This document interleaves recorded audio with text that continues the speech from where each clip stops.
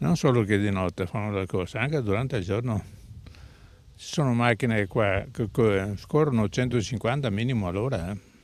Le corse clandestine con macchine che sfrecciano a tutta velocità nella strettissima stradina a doppio senso di marcia, via Scaramuzza, frazione di Zelarino, esattamente dietro l'ospedale. È il signor Bruno, pensionato del posto, a denunciare quanto accade da tempo sotto gli occhi esterrefatti di chi abita a 2 passi dalla via, utilizzata come pista di competizioni sportive illegali anche delle 2 ruote. Che neanche con le moto.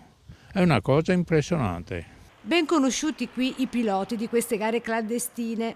E se ti metti a protestare cerchi di far baruffa, perché questo è il problema. Sono 4 arroganti. A vuoto tutte le segnalazioni fatte finora a chi di competenza. La figlia mia chiama quasi ogni settimana perché sta qua, io sto sul pezzo dentro di casa.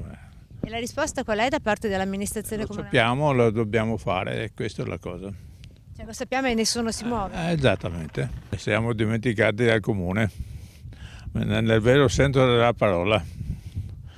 È che pensare che il sindaco abita poco distante da qua.